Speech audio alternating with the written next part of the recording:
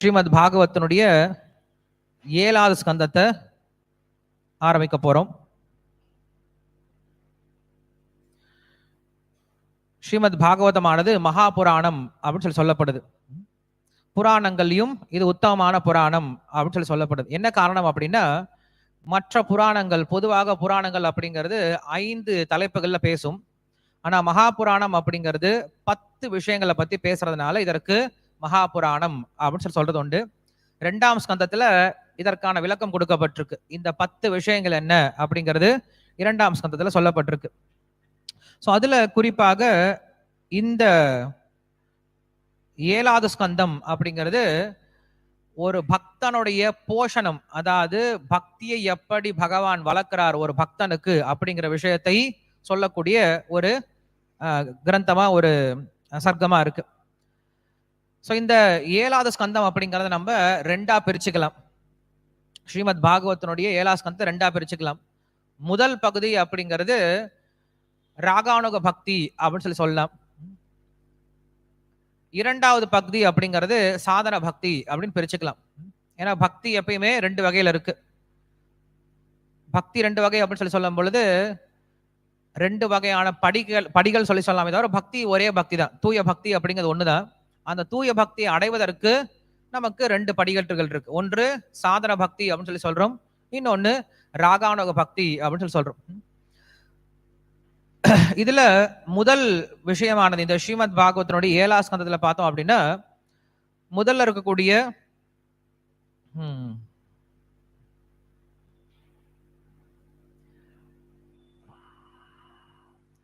10 அத்தியாயங்கள், இதுல மொத்தம் 15 அத்தியாயங்கள் இருக்கு. அதுல முதல் 10 அத்தியாயம் அப்படிங்கிறது பிரகலாதனுடைய சரித்திரத்தை பத்தி சொல்ல வந்தது. பகவான் எப்படி தன்னுடைய குணங்களால பக்தனை கவருகிறார், இல்லைன்னா தன்னுடைய குணங்களால எப்படி ஒரு பக்தனை தன்பால் ஈர்க்கிறார், இல்ல தன்னுடைய குணங்களால பக்தனுடைய பக்தி எப்படி வளர்க்கிறார் அப்படின்னு சொல்றதுதான் முதல் 10 அத்தியாயங்கள். நமக்கு பக்தி வளரணும் அப்படின்னா எப்படி வளரும்? பகவான் கிட்ட அப்படிப்பட்ட குணங்கள் இருந்தா மட்டும்தான் என்ன ஆகும், நமக்கு பக்தி வளரும். சோ நம்முடைய பக்தி வளர்வதற்கு யாரு காரணம்? பகவானுடைய குணங்கள் தான். அப்படிப்பட்ட குணங்கள் இருந்தது அப்படின்னா பகவான் மேல நம்ம என்ன பண்ணுவோம், தானாகவே பக்தியை வளர்த்துப்போம். 7வது ஸ்கந்தம் நான் சொன்ன மாதிரி 2 விஷயங்களை பத்தி பேச வந்தது. ஒன்று, பகவானுடைய குணங்களை பார்த்து பகவான் மேல பற்றுதலை, பகவான் மேல அன்பை வளர்த்துக்கிட்டான் இல்லையா, அந்த பிரகலாதனுடைய சரித்திரத்தை பத்தி சொல்ல வந்தது முதல் 10 அத்தியாயங்கள். அடுத்த இருக்கக்கூடிய 5 அத்தியாயங்கள் எப்படிப்பட்டது அப்படின்னா, நம்மை போன்ற ஜீவாத்மாக்களுக்கு நமக்கு பகவானுடைய குணங்கள் அவ்வளவு தெரியல, புரிஞ்சுக்கவும் முடியல, சொன்னாலும் நம்மளுக்கு புரியவும் செய்ய மாட்டேங்குது. அப்படி இருக்கும்போது என்ன பண்ணும் அப்படின்னா, நமக்கு விதிக்கப்பட்ட கடமைகளை செய்யறதுனாலதான் என்ன பண்ணணும், நம்ம கொஞ்சம் கொஞ்சமா பகவான் மேல அன்பை வளர்த்துக்கணும். இது 2ஆம் தரம் சாதன பக்தி அப்படின்னு சொல்றோம். சோ நாம எல்லாம் என்ன பண்ண முடியாது, நேரடியா பகவான் மேல அன்பை வளர்த்துக்க முடியாது. ஏன்னா நமக்கு இன்னும் அந்த அளவுக்கு தூய்மை கிடையாது, அந்த அளவுக்கு நம்ம சம்ஸ்காரங்கள் இல்லாம இருந்தது அப்படின்னா நாம என்ன பண்ணுவோம், பகவானுடைய ஒரு தடவை பகவானுடைய சப்தத்தை கேட்ட உடனே நம்ம கண்களும் தண்ணீர் வர ஆரம்பிச்சணும். பகவானுடைய நாமத்தை கேட்டும் கூட ஒருத்தருடைய கண்களும் தண்ணீர் வரல அப்படின்னா அவன் இதயம் எப்படிப்பட்டதா இருக்கு, இரும்பான இதயம் அப்படின்னு தான் சுகதேவ கோஸ்வாமி சொல்றார். சோ நம்ம எல்லாருடைய இதயமும் அப்படிப்பட்ட இரும்பு போன்ற இதயமா இருக்கிறதுனால நம்மால பிரகலாதனை போல என்ன பண்ண முடியாது, உடனடியாக பகவான் மேல பற்றுதலை வளர்த்துக்க முடியாது, இல்ல பகவான் மேல நம்பிக்கையும் வளர்த்துக்க முடியாது. அப்ப என்ன பண்ணும், படிப்படியா என்ன பண்ணும், பகவான் மேல நம்பிக்கையும் பற்றுதல் வளர்த்துக்கணும். இது எப்படி சாத்தியமாகும் அப்படின்னா சாதன பக்தியை பின்பற்றணும் அப்படின்னு சொல்றாரு. இது நம்ம பார்த்தோம் அப்படின்னா வர்ணாசிரம தர்மம் அப்படிங்கிறது 11ஆம் அத்தியாயத்திலிருந்து 15ஆம் அத்தியாயம் வரைக்கும் பார்த்தோம்னா இந்த 7வது ஸ்கந்தத்துல சொல்லப்பட்டிருக்கும். அப்ப 2 விதமான பக்தர்களும் எப்படி பகவான் கையாள்றார் அப்படின்றதுதான் இந்த 7வது ஸ்கந்தம். ஸோ 7வது ஸ்கந்தத்துல நமக்கான இடமும் இருக்கு, அதே போல நாம் எந்த இடத்தை அடையணும் அப்படின்ற இலக்கும் நம்மளுக்கு என்ன இருக்கு, இந்த 7வது ஸ்கந்தத்துல இருக்கு. ரொம்ப ரொம்ப முக்கியமான ஒரு அத்தியாயம், ரொம்ப ரொம்ப முக்கியமான ஒரு ஸ்கந்தம் இது. ஏன்னா பக்தி அப்படிங்கிற விஷயத்திற்கு ஒரு இலக்கணமாக, பக்தி அப்படிங்கிற விஷயத்துக்கு ஒரு வரைமுறை கொடுத்த ஒருத்தர் அப்படின்னா அது பிரகலாதன் தான். ஏன்னா இன்னைக்கும் கூட நம்ம கிட்ட யாராவது கேட்டாங்க அப்படின்னா பக்தி அப்படின்னா என்ன அப்படின்னு யாராவது கேட்டாங்கன்னா நம்ம என்ன பண்ண முடியும்? டைரக்டா பதில் சொல்ல முடியும். மற்றவங்க கிட்ட கேட்டா தெரியாது. நீங்க வெளியில இருக்கக்கூடிய மக்கள் கிட்ட போய் கேட்டு பாருங்களேன், சார் பக்தினா என்ன சார் அப்படின்னா ஒவ்வொருத்தரும் ஒவ்வொரு விதமான பதில் சொல்லிட்டு இருப்பாங்க. ஆனா நம்ம கிட்ட கேட்டாங்க அப்படின்னா யாரு ஸ்ரீமத் பாகவதம் படிக்கிறாங்களோ அவங்க கிட்ட கேட்டாங்கன்னு வச்சுக்கோங்களேன். இப்ப உங்ககிட்ட யாராவது கேட்கறாங்க பக்தி அப்படின்னா என்ன அப்படின்னு கேட்கறாங்க, என்ன பதில் சொல்லுவோம்?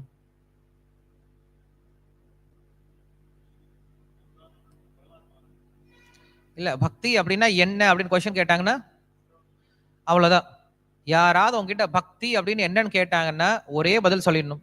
ஸ்ரவணம், கீர்த்தனம், விஷ்ணு ஸ்மரணம், பாதசேவனம், அர்ச்சனம், வந்தனம், தாஸ்யம், சக்கியம், ஆத்ம நிவேதனம், நவவிதா பக்தி. இதுதான் சார் பக்தி.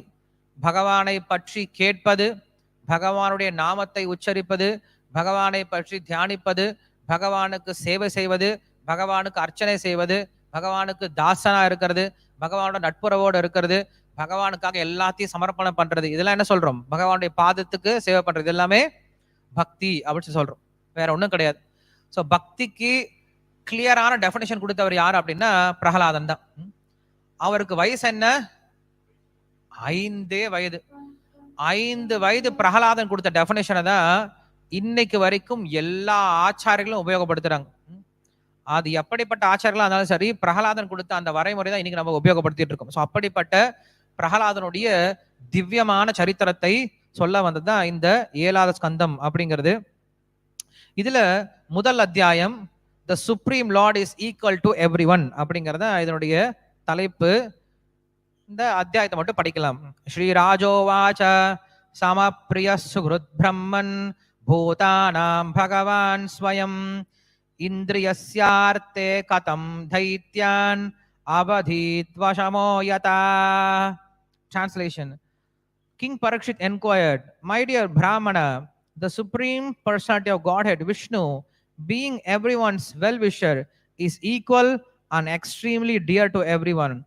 How then did he become partial like a common man for the sake of Indra and thus kill Indra's enemies? How can a person equal to everyone be partial to someone and inimical towards other?" Purport. In Bhagavad Gita 9.29, the Lord says, "Samoham sarva bhuteshu name dveshosti na priyaha." I am equal to everyone and no one is dear to me, nor is anyone my enemy. In the previous canto, however, it has been observed that Lord sided with Indra by killing the demons on his account. Hata putra diti shakre parshne grahena vishnuna. Therefore, the Lord was clearly partial to Indra, although he is the supreme soul in everyone's heart. The soul is extremely dear to everyone, and similarly, the super soul is also dear to everyone. Thus, there cannot be any factually action on the part of super soul. The Lord is always kind to all living entities, irrespective of form and situation. Yet he took the side of Indra just like an ordinary friend. This was the subject of Parikshit Maharaj's inquiry. As a devotee of Lord Krishna, he knew very well that Krishna cannot be partial to anyone. But when he saw that Krishna acted as an enemy of the demons, he was somewhat doubtful. Therefore, he posed this question to Shukadeva Goswami for a clear answer. A devotee cannot accept the Lord Vishnu has material qualifications. Maharaj Parikshit knew perfectly well that Lord Vishnu, being transcendental, has nothing to do with material qualities. But to confirm his conviction, he wanted to hear from the authority Shukadeva Goswami. Srila Vishwanath Chakravarti Thakur says, "Samasya katam vishvam." Since the Lord is equally disposed to everyone, how can he be partial? Priyasya katam ashurasya priti abhavaha. The Lord, being super soul, is extremely dear to everyone. Why then should the Lord display unsympathetic behavior toward the asuras? How is this impartial? Sugatascha katam teshu asuhradanam. Since the Lord says that he is a sugurdam sarvabhutanam, the well-wisher of all living entities. How could he act with partiality by killing demons? These questions arose in the heart of Parikshit Maharaja, and therefore he inquired from Shukadeva Goswami. Okay, இந்த அத்தியாயம் இந்த 7ஆம் ஸ்கந்தம் அப்படிங்கிறது நமக்கு கேள்வியோட ஆரம்பமாகுது. என்ன கேள்வி கேட்கிறார்? எப்படி இது சாத்தியம் அப்படின்னு கேள்வி கேட்கிறார். இது எப்படி சாத்தியம் அப்படின்ற கேள்வி. என்ன சாத்தியம்? பகவான் ஏன் இப்படிப்பட்ட ஒரு பாரபட்ச குணத்தோட இருக்கார் அப்படிங்கறது கேள்வி. பகவானுடைய குணத்தை புரிஞ்சிக்கிறது அப்படிங்கிறது ஒண்ணு, பகவானுடைய நற்குணங்களை பற்றி கேட்பது அப்படிங்கிறது ஒண்ணு, அதே போல அவர் மேல இருக்கக்கூடிய சந்தேகங்களை நிவர்த்தி செய்யறது அப்படிங்கிறது இன்னொரு விதமான கேள்வி. 2 விதமான கேள்விகள் ரொம்ப முக்கியம். பகவான் எப்படி உயர்ந்தவரா இருக்கார் அப்படின்றத அந்த கேள்வியும் தெரிஞ்சுக்கணும். அதே போல பகவான் எப்படி பாரபட்சம் பார்க்காம இருக்கார், பாரபட்சம் பார்க்கிற மாதிரி தெரியுது அப்படின்ற இந்த மாதிரி சந்தேகங்களும் தெரிஞ்சுக்கணும். ஏன்னா சாஸ்திரங்கள் நேரடியாகவே பேசாது. சாஸ்திரம் என்ன பண்ணும்? மறைச்சு மறைச்சு மறைச்சு மறைச்சே பேசும். சாஸ்திரங்களை என்ன பண்ணும் அப்படின்னா ஒரு மனிதனை கேள்வி கேட்கும் விதமாக தான் பேசும். ஏன்னா நம்ம எப்ப கேள்வி கேட்கிறோமோ அப்பதான் என்ன கிடைக்கும்? அங்க பதிலே கிடைக்கும். நாம கேள்வியே கேட்கல அப்படின்னா பதில் சொல்லியும் பிரயோஜனமே கிடையாது. ஏன்னா இப்ப நான் ஒரு பொருளுரை படிச்சேன். இந்த பொருளுரையில உங்களுக்கு கவனிச்ச விஷயம் இல்ல நீங்க கவனிச்ச விஷயம் ஏதாவது இருந்தா ஒரு பாயிண்ட் சொல்லுங்க பார்க்கலாம். பொருளுரை படிச்சோம் இல்லையா, இங்கிலீஷ்ல படிச்சேன். இங்கிலீஷ் புரிஞ்சவங்களுக்கு கண்டிப்பா நிறைய கேட்டிருப்பீங்க. இதுல நீங்க கேட்ட விஷயத்துல உங்களுக்கு ஞாபகம் இருக்கக்கூடிய ஏதாவது ஒரே ஒரு பாயிண்ட் சொல்லுங்க. ஏன்னா 2 பேராகிராஃப் படிச்சோம்.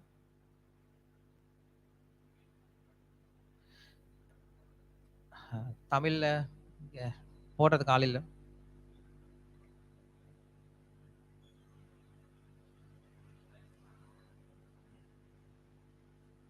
சரி, நான் ஒரு கொஸ்டின் கேட்கிறேன். இப்ப இதுக்கு உங்களுக்கு ஆன்சர் தெரியுமான்னு பார்க்கலாம்.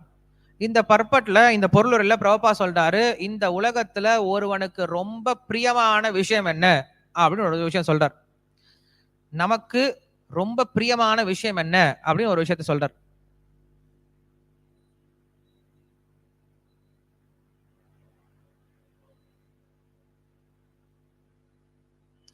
இந்த உலகத்திலேயே நமக்கு ரொம்ப பிடிச்ச விஷயம் என்னது அப்படின்னு சொல்றார்.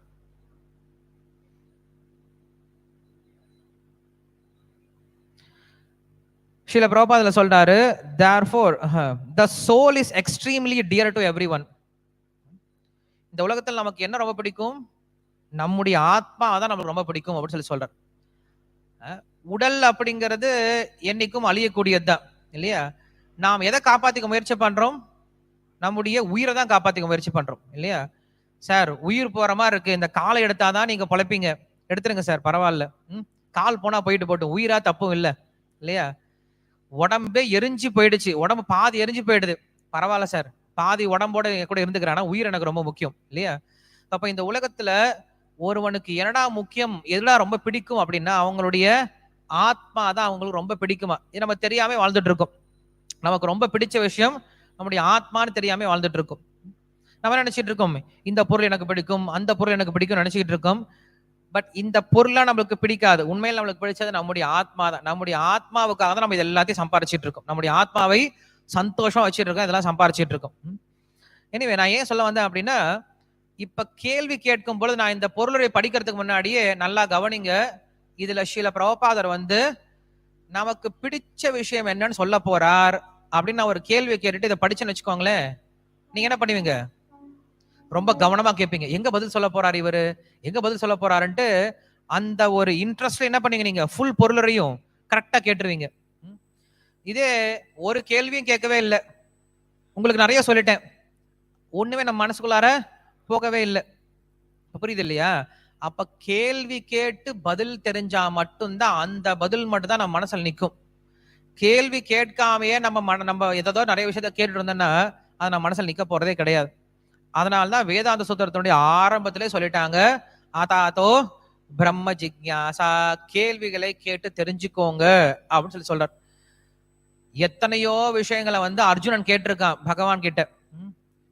ஏன் கிருஷ்ணர் அர்ஜுனன் பேசிக்கவே இல்லையான்னு மகாபாரதம் முழுதும் பார்த்தோம் அப்படின்னா கிருஷ்ணர் அர்ஜுனரும் நிறைய பேசிக்கிட்டே இருந்திருக்காங்க. ஆனா அது எல்லாத்தையும் நம்ம பகவத்கீதையை ஏத்துக்கலையே. என்ன காரணம்? ஏன்னா அவங்க எல்லாம் பிரயோஜனம் இல்லாத விஷயத்த பேசிட்டு இருப்பாங்க? கண்டிப்பா கிடையாது. கிருஷ்ணர் பேசக்கூடிய ஒவ்வொரு வார்த்தையும் எப்படிதான் இருக்கும்? பிரயோஜனமான விஷயமா தான் இருக்கும். அப்படி இருக்கும்போது அதெல்லாம் நம்ம பகவத்கீதை ஏத்துக்கலையே. எதான் பகவத்கீதைன்னு சொல்லி சொல்றோம்? அர்ஜுனனுடைய கேள்விக்கு அப்புறம் தான் என்ன சொல்றோம்? அது பகவத்கீதைன்னு சொல்லி சொல்றோம். அஸ்தான ஸ்நேக காருண்ய தர்மா தர்ம தியாகுலம் பார்த்தம் பிரபன்னம் உத்திஷ்ய சாஸ்திர அவதரணம் கிருத்தம் அப்படின்னு யமுனாச்சாரிய சொல்றார். அர்ஜுனுடைய கேள்விகளுக்கு உபதேசம் பண்ணதான் பகவத்கீதை அப்படின்னு சொல்லி சொல்றார். அப்ப சாஸ்திரம் எப்ப பிறக்கும் அப்படின்னா கேள்விகள் இருந்தா பிறக்கும். அதே போல நம்ம இந்த ஸ்ரீமத் பாகவத்தோட 7ஆம் ஸ்கந்தத்துல பாக்குறோம். இவர் என்ன பண்றாரு? கேள்வி கேட்கிறார். ஏன் பகவான் இப்படி நடந்துக்கிறார்? ஏன் பகவான் பாரபட்சத்தம் பாக்குறார்? ஏன்னா 6ஆம் ஸ்கந்தத்துல பாத்தீங்க அப்படின்னா அப்பதான் ஒரு அசுரனுடைய வதம் நடந்திருக்கு. என்ன வதம் நடந்திருக்கு? விருத்ராசுரன் அப்படின்ற ஒரு வதம் நடந்தது. விருத்ராசுரன் உண்மையில யாரு அப்படின்னா ஒரு வைஷ்ணவன் இல்லையா, ஒரு பக்தன். அவன் சாபத்தினால் என்ன இருக்கா? அசுரனா மாறிட்டான். அவன் பக்தனா இருந்தாலுமே அவன் அசுரன் ஆயிட்டான் இல்லையா, அதனால கொல்றான் அவனை. இதே உண்மையில இந்திரனை பார்த்தோம் அப்படின்னா அவன் உள்ளார அசுரன் தான், வெளியில பார்த்தா தேவனை போல இருக்கான் இல்லையா. அப்ப இங்க மாத்தி சொல்றாரு. பரீட்சித் மகாராஜா கேட்கிறார் சுகதேவ கோஸ்வாமி, என்ன சுவாமி உங்க சாமி இப்படி நடந்துக்கிறாரு? வெளியில பாக்குறதுக்கு அவன் அசுரனாகவே இருந்தாலும் இல்லையா, உள்ள வைஷ்ணவன் தான், ஆனா வெளியில பாக்குறதுக்கு அசுரனா இருந்தான்னா அவனை கொல்லு. உள்ள அசுரனா இருந்து வெளியில பாக்குறது நல்லா தேவனை போல வந்து அவனை காப்பாத்து. என்ன சாமி, சாமி கூட வேஷம் போறவனை தான் காப்பாத்துமோ என்னமோ தெரியலையே இல்லையா. நல்லவனா வேஷம் போறவனை காப்பாத்துது, உண்மையாலுமே நல்லவனை காப்பாத்தவே இல்லையா உங்க சாமி, இது சரியா அப்படின்னு கேள்வி கேட்கிறார்.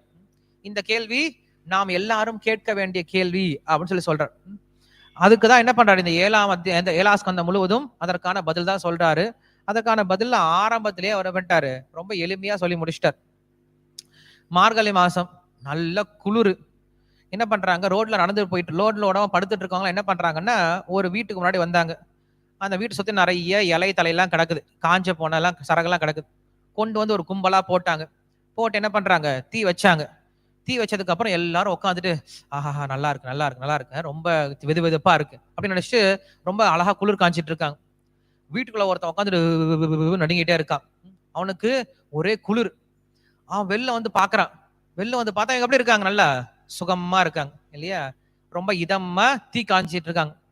அவன் வந்து கேக்குறான், டேய் என்னடா அது, எங்க வீட்டு மரம், எங்க வீட்டுல இருந்து எடுத்த இந்த இலத்தலை, எங்க வீட்டு நெருப்பட்டி, எங்க வீட்டு முன்னாடி நீ குளிர் காஞ்சிட்டு இருக்க, ஆனா எனக்கு குளிர் வரவே இல்லை, எனக்கு வந்து இன்னும் குளிர் அடங்கவே இல்லையே, உங்களுக்கு மட்டும் நல்லா இதமா இருக்கு, எனக்கு இதம் வரவே இல்லையே அப்படின்னு ஒருத்தர் கேள்வி கேட்டானா என்ன பதில் சொல்ல முடியும் உனக்கு? நீ வந்து உக்காரு இல்லையா, உன் வீடு தான், உங்க வீட்டு மரம் தான், உங்க வீட்டுல இருந்து விழுந்த சரகு தான், உன் வீட்டு வத்தி குச்சி தான், உன் வீட்டு முன்னாடி தான் உட்காந்து என்ன பண்ணிட்டு இருக்கேன்? காஞ்சிட்டு இருக்கேன். நீயும் வந்து உட்காந்து என்ன பண்ணலாம்? நீயும் குளிர் காஞ்சிக்கலாம், அவ்வளவுதான விஷயம். நீ உள்ள உட்காந்துட்டு எனக்கு குளிரா இருக்குன்னு சொன்னா அதுக்கு நான் என்ன பண்ண முடியும் இல்லையா. அதேதான் பதில். சோ பகவான் என்ன சொல்றாரு அப்படின்னா, நீ வந்து எப்ப வைஷ்ணவனா இருக்கியோ அவனை நான் கண்டிப்பா பாத்துக்கிறேன் அப்படின்னு சொல்லி சொல்றாரு. அப்போ ஒருத்தர் கேள்வி கேட்கலாம், அப்ப ஏன் விருத்ராசுரனை பகவான் கொன்னாரு அப்படின்னு கேள்வி கேட்கலாம். விருத்ராசுரனை பகவான் கொன்னது சரியா அப்படின்னு ஒரு கேள்வி கேட்கலாம். விருத்ராசுரனை விடுங்க, பீஷ்ம தேவர் என்ன பண்ணாரு? பகவான் அவர் தான் கொல்ல வச்சார் இல்லையா. ஏன்னா எவ்வளவு ட்ரிக் எல்லாம் பண்ண முடியுமோ அவ்வளவு ட்ரிக்க பண்ணி என்ன பண்ணிட்டாரு? பீஷ்ம தேவரை கீழே அடிச்சு சாச்சிட்டாரு. அதுவும் ஷிகண்டி அப்படின்ற ஒரு ஆளை வச்சு என்ன பண்ணிட்டாரு? அடிபட்டு கீழே தள்ளி விட்டார். அதுக்கப்புறம் அர்ஜுனன் சேர்த்து அடிச்சான், எல்லாரும் சேர்த்து அடிச்சு விட்டாங்க. பீஷ்ம தேவர் நினைச்சாரு, உனக்கு நான் பூஜை பண்ணதுக்கு எனக்கு கொடுத்தது இதுதான் பலனா, என்ன பண்ணிருக்க நீ? எல்லாத்தையும் உடம்பெல்லாம் வெறும் அம்புனால தேய்ச்சிட்டியே, நான் அம்புனால குத்தி வச்சுட்டியே அப்படின்னு சொல்லிட்டு நினைக்கல. அவர் ரொம்ப சந்தோஷப்பட்டார். பகவான் என்ன உண்மையில காப்பாத்திட்டார் அப்படின்னு நினைச்சார். ஏன்னா எத்தனை காலம் இந்த உடம்ப நான் இன்னும் பராமரிக்க போறேனோ தெரியல, எப்படா நான் கிளம்பி போறதுன்னு நினைச்சிட்டு இருந்தேன். பரவாயில்ல, நல்ல வேலை என்ன பண்ணாரு பகவான், இந்த உடம்ப என்கிட்ட இருந்து எடுத்துட்டேன் அப்படின்னு சொல்லிட்டு அவர் சந்தோஷப்பட்டார். சோ உண்மையில நல்லது பண்றது அப்படின்னா என்னது அப்படின்னா, அவங்களுக்கு என்ன தேவையோ அதை பண்றதா நல்லது, அவங்களுக்கு என்ன விருப்பமோ அதை பண்றதா நல்லது. ஒரு பக்தனுக்கு என்ன விருப்பம் தெரியுமா? இந்த உடலை எப்படா விட்டுட்டு போலாம் அப்படிங்கறதா ஒரு பக்தனுடைய விருப்பமா இருக்கு. ஏன்னா அவனுக்கு இந்த உடம்போட ஒரு சம்பந்தமும் கிடையாது. அவன் எப்படா இந்த கர்ம தொலைச்சிட்டு நம்ம கிருஷ்ணர் கிட்ட போலாம், அங்க போய் சேவை பண்ணலாம், இந்த உடம்பு நம்மளுக்கு சௌகரியம் இருக்க மாட்டேங்குது. ஏன்னா அதான் ஹரிதாஸ் தாக்கூர் சொன்னாரு, நான் தினசரி ஜபம் பண்ணுவேன், இன்னைக்கு நான் கிளம்பி போகணும், இன்னைக்கு நான் இறந்து போகணும் நினைக்கிறேன் அப்படின்ட்டு சைத்தன்ய மகாபிரபு சொல்றார். நான் இனிமேல் இந்த உயிரோட எனக்கு இருக்க பிடிக்கல, எனக்கு இந்த உடம்போட இருக்கிறதுக்கு பிடிக்கல, நான் இந்த உடலை விட்டலாம் நினைக்கிறேன் அப்படின்னு சொல்லி சொல்றார். என்ன காரணம்? உடம்பு ஏதாவது சரியில்லையா? பணம் காசு ஏதாவது இல்லையா? ஏதாவது நஷ்டம் வந்துருச்சா? அவமானம் வந்துருச்சா? என்ன காரணம் நீங்க உயிர் எடுத்து என்னுடைய உடலை விட்டு போன்னு எதுக்காக நினைக்கிற அப்படின்னு கேள்வி கேட்கும்போது அதுக்கு ஹரிதாஸ் தாக்கூர் என்ன பதில் சொன்னாரு? ஹரே கிருஷ்ணா. என்னது?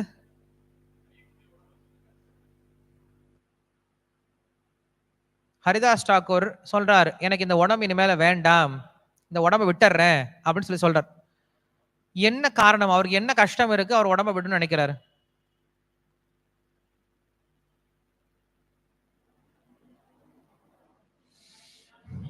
யார்? இல்லையே. இல்ல நீங்க இன்னும் படிச்சதே கிடையாது, நீங்க ஃபர்ஸ்ட் டைம் வந்திருக்கீங்கன்னு நினைக்கிறேன் இல்லையா? உங்களுக்கு தெரியாது. இது தெரிஞ்சவங்களுக்கு தான் கொஸ்டின், இது நீங்க கேள்ல போதும். ஹரிதாஸ் தாக்கூருக்கு தினசரி ஒரு குறிக்கோள் இருக்குமா, தினமும் நான் 192 ரவுண்டு ஜபம் செய்யணும் அப்படின்ற குறிக்கோள் இருக்கணுமா. அவருடைய உடம்பு இப்ப ரொம்ப மெலிஞ்சு போய் ரொம்ப வீக் ஆகி போயிடுச்சான். எதுக்கு? ஜபம் செய்யறதுக்கு, சாப்பிடறதுக்கு, விளையாடுறதுக்கு, குடும்பத்தை பாத்துக்கிறது கிடையாது. என்னால ஜபம் செய்ய முடியல, என்னோட இலக்கு இருக்கு இல்லையா, 192 ரவுண்ட் தினம் சரி பண்ணும், என் உடம்பு அதுக்கு என்ன பண்ண மாட்டேங்குது, இப்ப ஒத்துழைக்க மாட்டேங்குது. ஒத்துழைக்காத உடம்பு வச்சு நான் என்ன பண்ண போறேன்? விட்டுறேன் இல்லையா? சோ ஒருவன் உயிரை விடுறதுக்கும் காரணம் இருக்கான், இந்த உடம்பை விடுறதுக்கு ஒரு காரணம் இருக்கு. எப்ப இந்த உடம்பை தெரியுமா விடலாம்? இந்த உடம்பை எப்ப எனக்கு கிருஷ்ண பக்திக்கு உபயோகம் இல்லாம இருக்கோ அப்ப இந்த உடம்பை விட்டுட்டு போயிடலாம். எப்ப குடும்பம் எனக்கு கிருஷ்ண பக்திக்கு சம்பந்தம் இல்லாம இருக்கோ அப்ப அதை தியாகம் பண்ணிட்டு போயிடலாம். சோ எல்லாமே நமக்கு கிருஷ்ணரோட தொடர்புபடுத்தி தான் பார்க்கணும். ஒருவர் தற்கொலையே பண்ணி நினைச்சா கூட அதுக்கும் கிருஷ்ணரோட தொடர்புபடுத்தி தான் கொடுக்குறாங்க. நீ தற்கொலை பண்ணிக்கணுமா? எதனால? எனக்கு கிருஷ்ணர் நாமத்து மேல ருச்சியே வரமாட்டேங்குது. அதுவும் நடந்தது, எல்லாருக்கும் தெரியும். ஸ்ரீல பிரபுபாதருடைய ஆரம்ப காலத்துல ஒரு சிஷ்யர் இருந்தார். பிரபுபாதருடைய ரொம்ப ஃபேமஸான ஒரு சிஷ்யர், நல்ல கீர்த்தனை பண்ணுவார். அவர் பேர் என்னது? ஐந்திர பிரபு கிடையாது. சரி, அவர் கதை சொல்றேன், அவர் பேர் மட்டும் சொல்லுங்க. அவர் என்ன பண்ணாருன்னா, ஸ்ரீல பிரபுபாதரோட நடந்து போயிட்டு இருக்காங்க, மார்னிங் வாக் நடந்து போயிட்டு இருக்காங்க. நடந்து போகும்போது பிரபுபாதர் ஒரு விஷயம் சொல்றார். சைத்தன்ய மகாபிரபு காலத்துல ஒரு பக்தர் என்ன பண்ணிட்டார் அப்படின்னா, வீழ்ச்சி அடைஞ்சிட்டாரு, தவறான ஒரு காரியத்தை பண்ணிட்டார். பண்ணதுனால என்ன பண்ணாருன்னா, சைத்தன்ய மகாபிரபு சொன்னாரு, இவனுக்கு என்ன கிடையாது, விமோச்சனமே கிடையாது, இவனுக்கு ஒரே ஒரு விமோச்சனம் கங்கையில குதிச்சு உயிரை விட்டுறதா அப்படின்னு சொல்லி சொல்றார். இதை கேட்டவர் என்ன பண்ணாருன்னா, அடுத்த நிமிஷம் அவங்க வந்து இதுல தான் நடந்து போயிட்டு இருக்காங்க, ஓஷன் பக்கத்துல நடந்து போயிட்டு இருக்காங்க, ஒரு பெரிய கடல் பக்கத்துல நடந்து போயிட்டு இருக்காங்க. இதை கேட்ட அடுத்த க்ஷணம் போய் குதிச்சிட்டாரு. பின்னாடி வந்தவங்க யாரும் பெருசா பார்க்கல. ஏன்னா பிரபுபாத ஒரு வார்த்தை சொன்னாரு, சைத்தன்ய மகாபிரபு என்ன பண்ண மாட்டார், மன்னிக்க மாட்டார். தன்னுடைய பக்தர்கள் தப்பு பண்ணாங்கன்னா மன்னிக்கவே மாட்டார். அதற்கு ஒரே ஒரு பிராயச்சித்தம் என்ன அப்படின்னா, உயிரை விட்டுறதுதான், இந்த உடலை விட்டுறதான்னு சொல்லி சொன்னார். கேட்ட அடுத்த க்ஷணம் போய் குதிச்சிட்டாரா. அதுக்கப்புறம் ஸ்ரீல பிரபுபாதர் வந்து சுத்தி சுத்தி பாக்குறாரு, எங்க அந்த பக்தரை காணமே அப்படின்னு சொல்லி பாக்குறாரு. அப்பதான் தெரிய வந்தது, அவர் என்ன பண்ணிட்டாரு, குதிச்சு உடலை விட்டுட்டார் அப்படின்னு சொல்லி தெரிய வந்தது. பிரபுபாதர் அழுக ஆரம்பிச்சிட்டாரு. ஏன்னா அவங்க பேசிட்டு இருக்கும் போது அடுத்த வார்த்தை சொன்னாரு. ஆனா அதே சைத்தன்ய மகாபிரபு வந்து இந்த கலியுகத்துல நமக்காக என்ன பண்ணிருக்காரு அப்படின்னா, ரொம்ப எளிமையாக ஜகாய் மாதா எப்படி காப்பாத்தினாரோ அது போல நம்ம இந்த ஹரிநாமத்தை ரொம்ப ஸ்ட்ராங்கா எடுத்துட்டோம் அப்படின்னா நம்மளுக்கு காப்பாத்திடுவார், நமக்கு கருணையை கொடுப்பார், நாம தற்கொலை பண்ணிக்க தேவையில்லை அப்படிங்கிற வார்த்தையை அடுத்து சொல்ல போறார், சொல்லிட்டு இருக்கார். மற்ற பக்தர்லாம் கேட்டுட்டாங்க, ஆனா இவர் என்ன பண்ணவே இல்லை, அதை கேட்கவே இல்லை, டக்குன்னு போய் குதிச்சிட்டார். இப்ப தெரியுமா யார் அப்படின்ட்டு? இவரு விஷ்ணு ஜன சுவாமி, ஸ்ரீல பிரபுபாதருடைய ரொம்ப பிரியமான சிஷ்யர். நீங்க போய் இன்டர்நெட்ல சர்ச் பண்ணி பாருங்க, விஷ்ணு ஜன சுவாமி கீர்த்தன் அப்படின்னு சொல்லி சர்ச் பண்ணி பாருங்க. அவருடைய கீர்த்தன் அவ்வளவு நல்லா கீர்த்தன் பண்ணுவார். கையில கிளவுஸ் போட்டு இருப்பார், ஏன்னா கையை கிளவுஸ் எடுத்தாருன்னா உள்ள ஃபுல்லா ரத்தமா இருக்குமா. ஏன்னா அவர் எப்ப என்ன பண்ணுவார்னா, எப்ப எப்பயுமே ரோட்ல இறங்கி மிருதங்கம் வாசிச்சுட்டு கீர்த்தன் பண்ணிக்கிட்டே இருப்பாரு. அவரை நீங்க பார்க்கும் போதெல்லாம் கீர்த்தன் பண்ணிட்டு தான் இருப்பார். ஒரு நாளைக்கு குறைஞ்சபட்சம் 8 மணி நேரம் கீர்த்தன் பண்ணுவார் ரோட்ல. அப்படி மிருதங்கம் அடிச்சு கையெல்லாம் ரத்தமா இருக்குமா, அதை கவர் பண்ணிக்கிறதுக்காக மேல ஒரு கிளவுஸ் போட்டு கீர்த்தன் பண்ணுவார். நீங்க வீடியோ எடுத்து பாருங்க, விஷ்ணுஜன சுவாமி அப்படின்னு சொல்லிட்டு. என்ன பண்ணிட்டார், அப்படி உடலை விட்டார். பிரபுபா ரொம்ப வருத்தப்பட்டார். என்னுடைய மிக முக்கியமான ஒரு சிஷ்யன் என்னை விட்டு போயிட்டானே, சரி பரவாயில்ல, அவன் வைகுண்டம் தான் போயிருப்பான்னு சொல்லிட்டு அவனுக்கு ஆசீர்வாதம் கொடுத்து அமிச்சார். ஏன் சொல்ல வந்தேன் அப்படின்னா, ஒரு பக்தர் நம்ம தற்கொலை பண்றதுக்கு ஒரு காரணம் இருக்கு. ஆனா விஷயம் என்னன்னா, இங்க பகவான் என்ன பண்றார் அப்படின்னா, பக்தனுக்கு என்ன தேவையோ அதை கொடுக்கிறார். அங்க விருத்ராசுரன் என்ன பண்ண, தனக்கு மரணம் வேணும்னு என்ன பண்ண, போய் நின்னா மரணத்தை கொடுத்தாரு. இந்திரன் போய் எதுக்கு நிக்கிறான், எனக்கு இந்திர பதவி வேணும்னு சொல்றான், இது வாங்கிட்டு போ இல்லையா. பகவான் சமமாதான் இருக்கார் அங்கேயும். உனக்கு என்ன வேணும், மோட்சம் வேணும், மோட்சம் வாங்கிக்கோ. உனக்கு என்ன வேணும், இந்த உலகத்தை பதவி வேணும், வாங்கிட்டு போ. பகவான் சமமாதான் இருக்காரு. நம்ம சொல்ல முடியாது பகவான் பாரபட்சம் பாக்குறாருன்னு சொல்லிட்டு. அப்ப ஏன் அசுரர்களை மட்டும் பார்த்து அடிச்சிட்டு இருக்காரு அப்படின்னு கேள்வி கேட்கிறாரு. அப்படி இல்லப்பா, அசுர குலத்துல பிறந்த ஒரு பிரகலாதனுக்காக என்ன பண்ணாரு, ஒரு புது ரூபத்தையே உற்பத்தி பண்ணிட்டு வந்தார். ஒரு சிருஷ்டியை உற்பத்தி பண்ணிட்டார். பகவான் என்னைக்குமே ரூல்ஸை மீற மாட்டார். தாதா யதா பூர்வம் அகல்பயது அப்படின்னு தான் வேதம் சொல்லுது. என்ன பண்ணுவார்னா, பகவான் சிருஷ்டி பண்ணும் போது அவர் தானே சிருஷ்டி கர்த்தா, என்ன பண்ணலாம், மாத்தி மாத்தி எப்படி வேணா உருவாக்கலாம். நான் போன பிரம்மாவுடைய கல்பத்துல என்ன பண்ணேன், ஒரு பசுமாடுன்னா அது இப்படி படைச்சிருந்தேன். இந்த முறை என்ன பண்ண போறேன், பசுவை நானு வேற மாதிரி படைக்க போறேன், ஒரு சின்ன எலிக்குட்டி மாதிரி படைக்க போறேன். போன முறை எலிக்குட்டியை ரொம்ப சின்னதா படைச்சிருந்தேன். இந்த முறை என்ன பண்ண போறேன், எலிக்குட்டிய சிங்கம் மாதிரி படைக்க போறேன். போன முறை மனுஷங்களுக்கு கண்ணை முன்னாடி வச்சிருந்தேன். இந்த முறை என்ன பண்ண போறேன், கண்ணை பின்னாடி வைக்க போறேன். நிறைய பேருக்கு இப்ப அப்படியே தான் இருக்கு. ஏன்னா கண் என்ன பின்னாடி வச்சு நடக்கிறியான்னு கேள்வி கேட்பாங்க இல்லையா, அது போல பின்னாடி வைக்க போறேன். அப்படி என்ன பண்ணலாம், பகவான் சிருஷ்டிய எப்படி வேணா இஷ்டத்துக்கு பண்ணலாம். ஆனா அந்த மாதிரி சிருஷ்டியெல்லாம் பண்ண மாட்டாராம். இதற்கு முன்னாடி எப்படி சிருஷ்டி இருந்ததோ அதே போல எக்ஸாக்டா ப்ளூ பிரிண்ட் சொல்லுவோம் இல்லையா, ப்ளூ பிரிண்ட் வச்சுட்டு இருக்காராம். அந்த ப்ளூ பிரிண்ட் பிரகாரம் அப்படியே படைச்சிட்டு போவாராம். மாற்றவே மாட்டாராம். ஏன் பகவான் மாத்தலாம் இல்லையா, ஏன் மாத்த மாட்டார் பகவான், ஏன் மாத்த மாட்டார் அப்படின்னா, ஏன்னா சாஸ்திரத்துல சொல்லப்பட்டிருக்கு, ஒரு பசு அப்படின்னா இப்படிதான் இருக்கணும், ஒரு மனிதன்னா இப்படிதான் இருக்கணும் அப்படி என்ன பண்ணுது சாஸ்திரம் நம்மளுக்கு வரைமுறை கொடுத்திருக்கு. அந்த வரைமுறையை கொடுத்தது யார் தான், பகவான் தான். அதனால என்ன பண்ண மாட்டார், அந்த வரைமுறையை பகவான் என்னைக்குமே மீறவே மாட்டாராம். சாஸ்திரத்துல எப்படி இருக்கோ அதே போலதான் படைச்சிட்டு இருப்பாரு. ஆனா அந்த பகவான், சாஸ்திரத்தை பின்பற்றக்கூடிய பகவான் என்ன பண்றாருன்னா, இந்த நரசிம்ம அவதாரத்துல எல்லாத்தையும் மீறிட்டார், எல்லாத்தையும் தூக்கி போட்டார். எப்படி வந்தார் அவரு, உடல் மட்டும் மனுஷனை போல, தலை எப்படி இருக்கு, சிங்கத்தை போல வந்து நின்னார் இல்லையா. எந்த சாஸ்திரத்திலுமே இல்லையேப்பா இப்படி ஒரு உருவம், நான் பார்த்ததே இல்லையேப்பான்னு சொல்லிட்டு எல்லாரும் திருப்பி பாக்குறாங்க, இது என்ன உருவம், இது யார் இதுன்னு ஒன்னும் புரியவே இல்லையே அப்படின்னு சொல்லிட்டு. சோ அப்படி இங்க வந்து ஒரு உதாரணம் காட்டுறாரு. ஒரு சின்ன அசுர பையனுக்காக என்ன பண்ணார் பகவான், இப்படிப்பட்ட ரூபத்தை எடுத்துட்டு வந்தார் இல்லையா. அப்படிப்பட்ட பகவானை நீ பாரபட்சம் பாக்குறன்னு சொல்ற அப்படின்னு சொல்லிட்டு இங்க பதில் சொல்ல போறார். சோ அப்படிப்பட்ட ஒரு ஸ்கந்தம் தான் இந்த 7வது ஸ்கந்தம், சப்தம ஸ்கந்தம் அப்படின்னு சொல்றோம். ரொம்ப அழகான ஸ்கந்தம். இது நம்ம வரக்கூடிய வாரங்கள்ல படிக்க ஆரம்பிக்கும்.